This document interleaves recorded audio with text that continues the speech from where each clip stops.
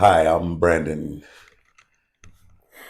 Hey, welcome to TTFU. This is Annie, Joe, and Brandon here. So we're just gonna get right into it. Let's just start with what the fuck are we talking about here? Basically, we just gonna explain where we're from, who we are. What we're talking about is our road to recovery, conscious evolution, spiritual awakening. Don't judge me because I'm nervous right now. So we're just gonna start with that. Okay, I'm a little nervous. I have a little frog in my throat. So Brandon, how did you get here?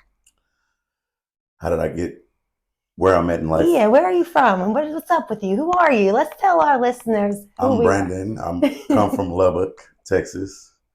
I'm currently in California, and I have a I have four siblings. I'm the youngest. So we Mom got a and dad. baby in the house. Mom and dad grew. I grew up in the same household with mom and dad. It was a lot of violence, a lot of drinking, a lot of unstableness. The love wasn't there, and it brought me to the character I am today. Grew up to be tough. Nothing but tough love was shown in the house. The word love never got tossed around in our house. So let me ask you a question. How did you get into an addiction? How did you get onto this road of recovery? I got into the addiction due to the fact that I used to be a drug dealer, and So you started getting high off zone supply. basically, Okay, we all been there. Let's not lie and say we ain't been there. but it was really due to the fact of me steady falling asleep on alcohol and getting robbed every night. And I seen my brother and them, and they used to laugh at me and tell me, "That's why you keep falling asleep, because you're not on this." Okay. And this is methamphetamines as we speak. Okay. And so I was like, I'm tired of getting robbed, and so I started using methamphetamines, And but so, still sold crack at the time. how long were you doing those things and those drugs and those substances until you decided, oh, let me go try and get clean? I started doing this in 2012. I started methamphetamines in 2012, Okay. 2013. I'm 10 days clean as we speak. So, Snaps, everyone. snaps. Snaps. We're gonna give snaps, not claps. But I'm 10 days clean, and I decided to take this road to recovery with you. Period. Okay. So it's funny because I actually got started in my addiction in 2012 too. First thing, Percocet. I'm gonna let this be known right here, right now. I'm a trash can. I've done just about every single drug that there is to do. So started with Percocets, house got raided, went to jail, ended up on heroin after that. And I have a year clean from heroin on March 13th. Let's back it up a little bit. Where did you come from? Oh yeah, so let's start right there. I'm from Pennsylvania, a little shitty town, a little shitty hole in the wall, Newcastle, Pennsylvania. I've lived in many different places though. So I'll say for the first like 19 years of my life I was there. Left for a few months, went back for a few years, left again for a couple years. I was kind of jumping around for a while, trying to just find my place. Um, the longest I've had clean is 2 years, but I still wasn't living right. So I want to say I wasn't clean. You know what I mean? I wasn't living right. I wasn't doing right. So therefore, I wasn't being a normal citizen. Like I What wasn't. made you start your addiction? So I played around with things before I actually got into addiction. Like I played with Adderall and Oxys and some other stupid shit prior. But then like I had got a little boyfriend and like together we just stopped. Like it was no addiction there. It was just strictly for fun. I was never using by myself. Well, I turned 18. My family is Italian as fuck, very racist as fuck. And I decided I'm a rebel and I'm going to do what I want. And I went and got my own little apartment and I'm in college and I'm working. And I decided to have a black boyfriend. And I got disowned. Well, this black boyfriend of mine, RIP to him because he actually died from an overdose. He gave me my first Percocet and I threw up outside of a gas station, and I fucking hated it. But I was able to talk, and I was able to like get past my anxiety, and it just felt okay. So the next day I took another one, and the next day I took again, and then the next day after that I'm taking them, and then I'm taking two, and then I'm taking three at a time, and it just progressed. Like it's a progressive disease. So let's take a moment of silence for all the ones that we lost due to addiction.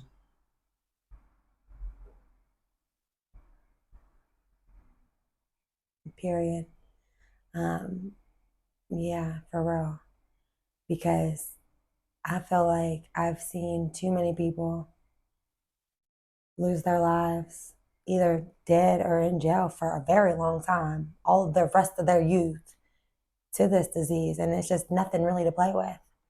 And I feel like I'm thankful for the disease in a way, because if it was not for the disease, I probably wouldn't have had my spiritual awakening. I wouldn't be sitting right here in this chair right now at all, because I wouldn't be in rehab. A, but B, I wouldn't even have cared. Like I was never awake. My whole, I want to say 28 years of life. Well, I'm born in 93, but I'm 21 forever. Let's just, so whatever. But most of my life up until maybe a year or two ago, I was asleep. I was a walking autopilot. Like I was going through the motions day after day. I had a conscience, but I didn't, if that makes sense. Like I cared about things, but I didn't. You was numb to the feeling. I was numb to everything. And it's like, yeah, I cried. Yeah, I was this. Yeah, I was sad about things. I was happy. But I didn't have this awareness of myself that I have now. And I didn't care about anything. And I was very angry most of my life and unhappy. And I never felt good enough. And I feel like if I wouldn't have overdosed as many times as I did, or if I wouldn't have, I'm not even going to promote acid, but I will say that had a little part of my spiritual awakening. I feel like I wouldn't be awake at all. Like I would still be that numb, unconscious, robotic girl from Pennsylvania, stuck there. So we got to thank the higher power. For sure. For awakening you.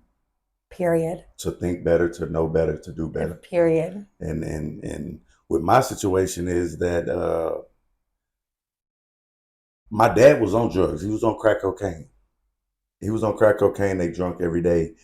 But I never used crack cocaine because I always thought crack is whack. Crack is cheap. You know what I mean? Gotta do cocaine. Yeah, so crack was whack. Crack was cheap, and that was the choice of drug that I chose to deal. But when I got into the game of methamphetamines, now this is a different story. See, for one, our Black culture, we don't believe in rehabs. We don't believe in, oh, it's an addiction. You can. Ours is get the fuck over it, stop using, and move the fuck on. There's no such thing as like rehab. Stop crying before I give you something to cry about type of situation. Type shit. Right. And through all of life that I have seen other Black people, I never really heard of no Black person going to a rehab. So me taking that step alone can change the whole culture. I want to say it is such, and for anybody, if you are listening, it is such a turn on to see a thug man at that, a Black thug man at that, to admit that he has a problem and to actually do something about it. I was talking to somebody earlier and I told them, like, it's just so cool for me to see a gangster, an OG, actually get help.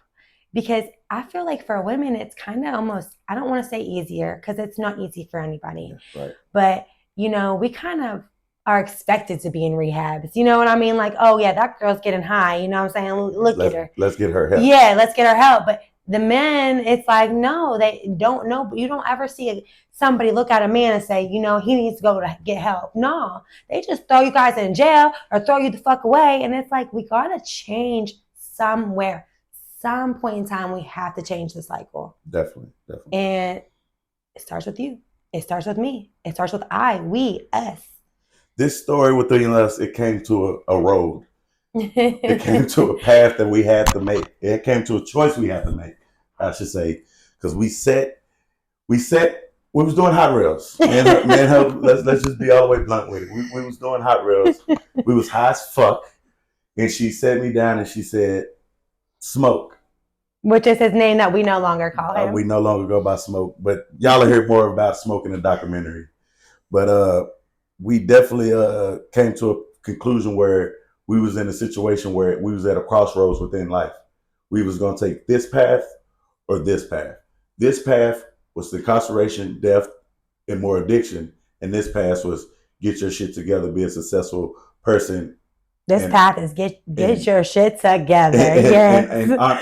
And honor your loved ones that you have lost due to addiction, and then your family members as well, to be proud of you. And both of us sit there and we chose this path. So that's what brought us here today. Yeah, my dad used to tell me there's two paths in life, the right path and the wrong path.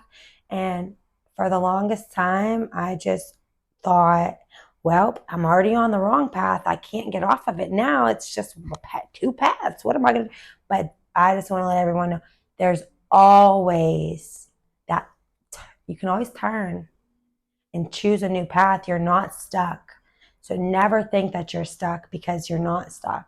Because during these before these 10 days, 2-3 months ahead, it's like all I thought was where I was going to get killed at. And my vision of getting killed was outside of a motel room in Amarillo, Texas. Somebody was going to blow my brains out.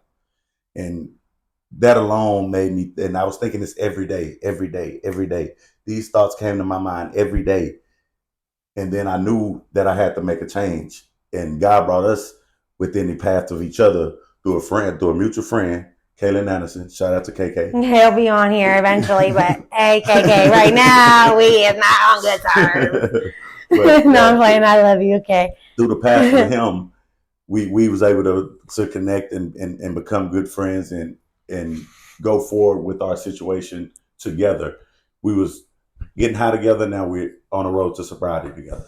And so let's just real quick, let's just touch base on, for our listeners out there, things we're going to be touching on is personal training, spiritual awakenings, conscious evolution, mindfulness, how to get help, seek help when you need it, the road to recovery in general. We're going to be sharing our story. I'm 15 days in, he's 10 days in. We're just going to share, our success with you guys, because, if we can just touch one person and just help one person change paths, that's good enough for me. Because we can't change the world. We can't, but we can change ourselves. If we can change ourselves, and if it touch 1% of the world, I'm cool with that. We're cool with that. I'm cool with that. I'm so cool with that. He's making a documentary in the making, so he'll go ahead and give you his socials before we end here. Also, I do tarot card readings. I help chakra healing, inner child healing. I have a website in the making for that. So, just stay freaking tuned, man. Coming to ears near you. Anything else to say before we end here? This is a podcast for self-help of yourself and for us, and we are able to be uncut and raw, because we're not going to hide shit. We're not going to deny shit. It's called True Talk from us, because we saying true to you and us. Period. Straight up. Peace out. We love you. TTFU gang. Make sure you get my Instagram, which is Brandon McChristian. My Facebook, which is Brandon McChristian. And I have a TikTok coming, and I will let y'all know exactly what that is on. And my Facebook is Step Joe. My TikTok is Step Joe Yoho. But I will add the descriptions at the bottom of the video. And talk to y'all soon. Thank y'all. Peace out.